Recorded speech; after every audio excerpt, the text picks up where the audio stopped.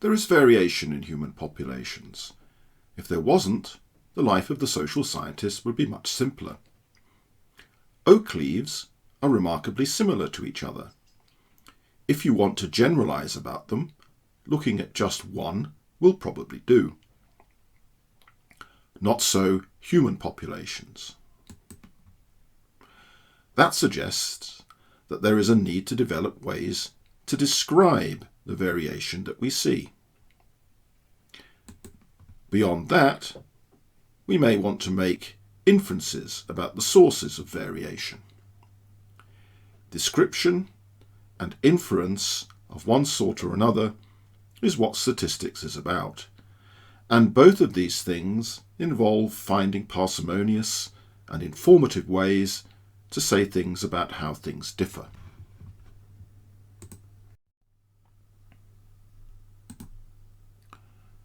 We need to make an important distinction between a population and a sample. The simplest way to think of a population is as a collection of objects. Very often these objects are real, actually existing things. For example, people, organizations, words in a text, records in a filing system. In these cases, the population can be regarded as finite. For example, all the people alive in England and Wales at 2300 hours on March the 31st, 2022. A population could also in some sense be hypothetical. For example, all the possible outcomes if one tossed a fair coin an infinite number of times and recorded each time whether it came up heads or tails.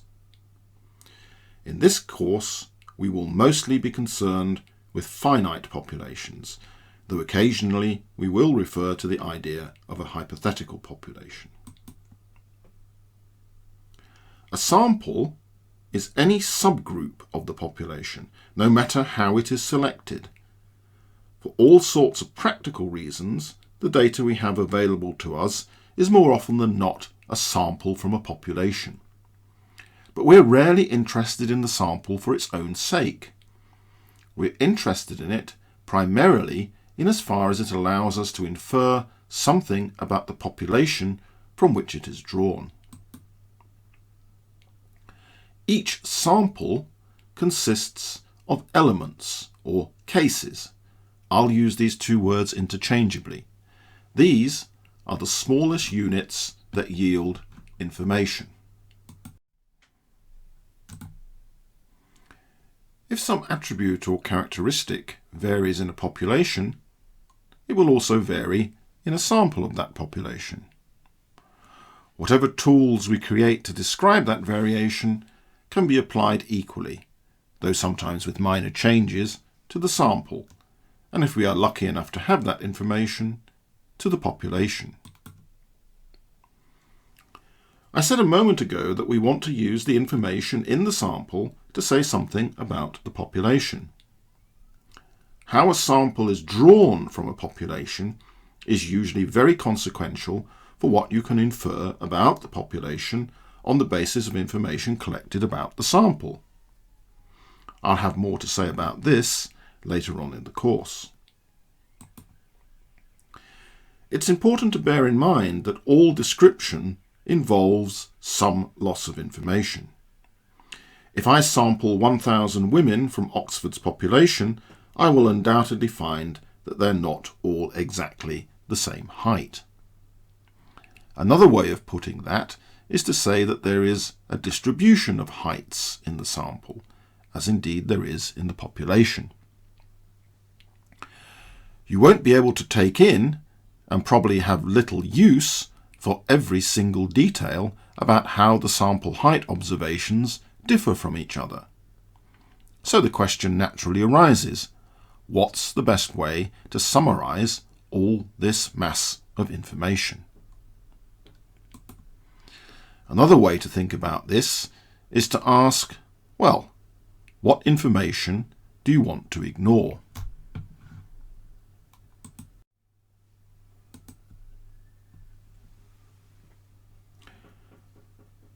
In the social sciences, our sample elements or cases are often people, but they don't have to be. They might be countries, or cities, or schools, or firms, or documents, or tweets.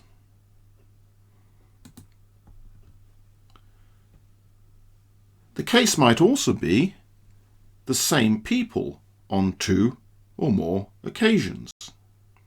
So one person could contribute more than one element. We could think of the element as being the combination of person and occasion.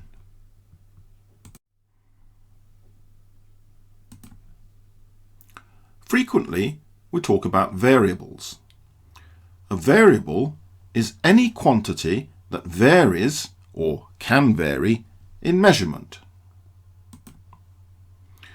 We contrast variables with constants. A constant is a quantity that remains unchanged.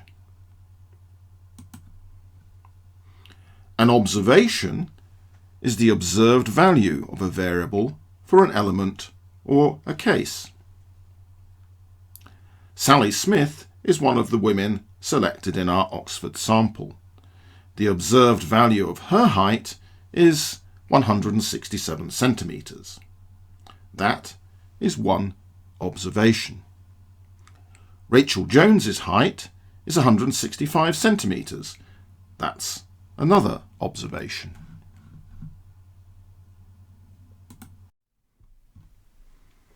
So, we have populations and we have samples. These consist of elements or cases. We make measurements of attributes or characteristics of the elements. These are variables, and the particular value that a variable takes for an element is an observation. If the cases are people, the variable might be sex, and the possible values of each observation would be the label either male or female. If the cases are countries, then the variable might be per capita GDP. If they're cities, it might be population density. If they're schools, it might be the percentage of pupils that receive free school meals. If they're firms, their annual turnover. Documents, the number of words that each document contains. Tweets, perhaps a classification of whether a tweet is trolling or not. Or the same people on 2 or more occasions. We might then be interested in body mass index. Perhaps we're interested in seeing how this changes over time, or as the result of some sort of intervention, like encouraging them to change their diet.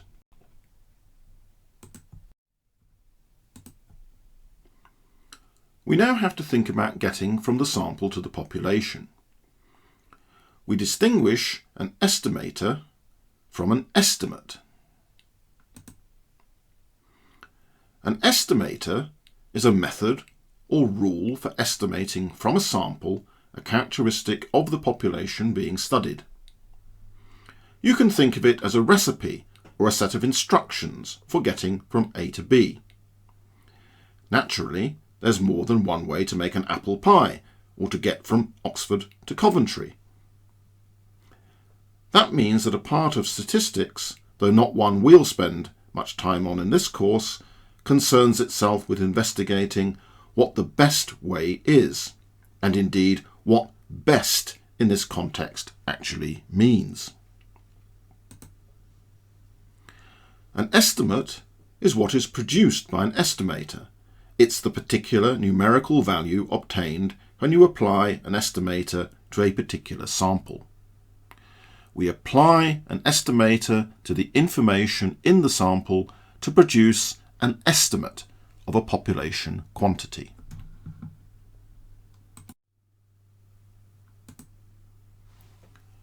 A parameter is any characteristic of the population. For example, the proportion of the population of England that is more than 180 centimetres tall. Normally, we think of a parameter as a fixed quantity taking a definite value.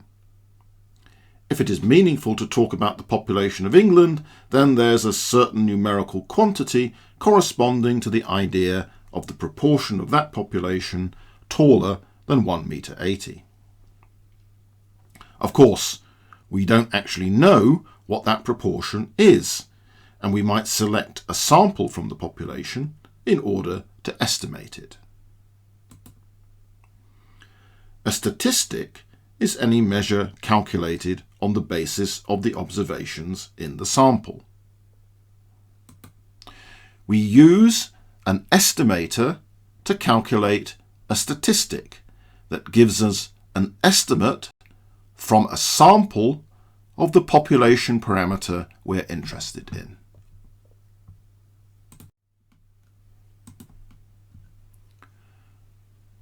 The process of observing the values a variable takes for a set of elements is called a measurement. Measurements may have different properties. Here are some examples. Classifying people as male or female, or alive or dead, or voting for the Labour Party, the Conservative Party, or the Liberal Democrats. These are all nominal distinctions or categorizations. The words alive and dead could be just as easily replaced by other words, or indeed by numbers like 0 and 1, or in the case of political parties, 1, 2 and 3. But these would just be meant as convenient labels and contain no information whatsoever about magnitude or quantity.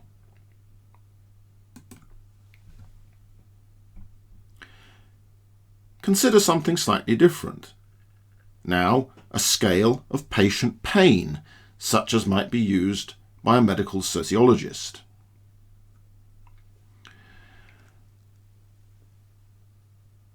We might choose categories like agony, some pain, mild discomfort, no pain at all.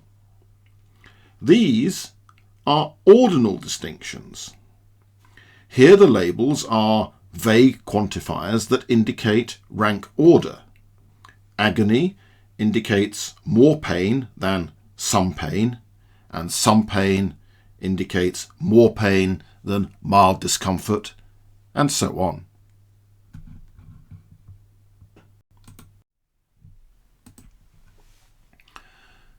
Now consider temperature measured on the Celsius scale. The unit of measurement, 1 degree Celsius, is defined. The difference between 20 degrees and 21 degrees is exactly the same as that between 40 degrees and 41 degrees. We would say that the interval is comparable. We call this an interval level measure. But be careful. 0 degrees, the origin of the scale, is arbitrary. 40 degrees Celsius is not twice as hot as 20 degrees Celsius.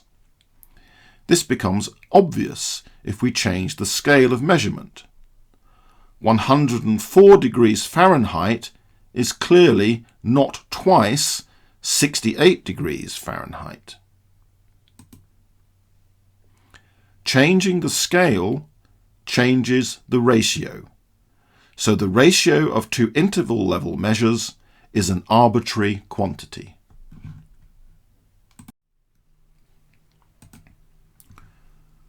Something is measured on a ratio scale if there is a non-arbitrary 0 point. For example, the number of cigarettes someone smokes in a week, or the number of goals that a football team scores in a season, or age. or number of years of education that someone obtains. 100 cigarettes per week is twice as many as 50. Someone aged 60 is twice as old as someone aged 30.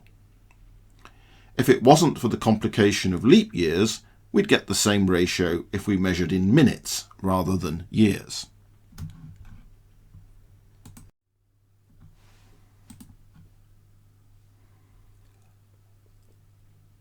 Once we've measured something about each unit of observation in our collection of cases, we've created a variable. Variable because the values it takes can vary, but things can vary in quite different ways. The variation can be discrete, meaning that only certain values, usually integer values, are possible. For example, if we were to classify people as male or female and assign them the value 0 and 1, then sex equals 0.75 isn't allowed as a value for each particular individual. Likewise, we can say that someone lives in the north, the south, the east, or the west. These are discrete values.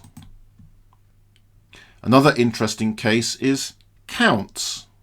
Count of the number of times you visited the GP in the last month. 0, 1, 2, 3. But clearly 1.34 isn't allowed because it doesn't make any sense. The variation can be continuous. For example, age can be measured in years or months or days or seconds or even in nanoseconds. Or take body mass index. That's usually defined as your weight in kilograms over your height in meters squared. Obviously, it can take a continuous range of values. Or income. Continuity, of course, is usually in principle. In practice, measurement is to age at last birthday, which is going to be a whole number. Or, if we're thinking about income, to the nearest pound or the nearest £100.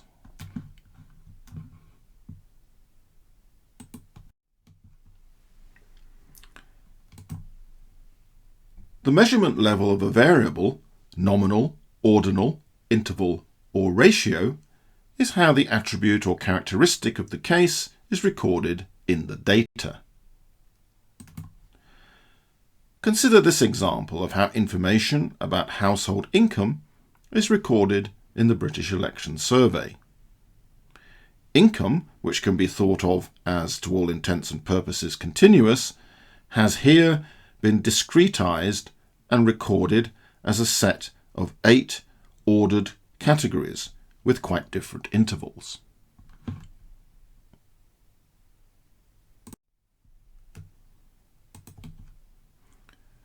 In practice, the most relevant distinction tends to be between discrete variables with a small number of values, possibly even just 2, so-called binary variables, and variables with a large number of values, which can be treated as though they are continuous.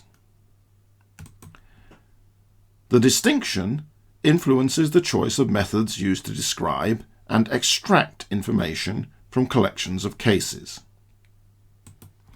Superficially, these methods may look quite different, though often there is an underlying generic similarity to them.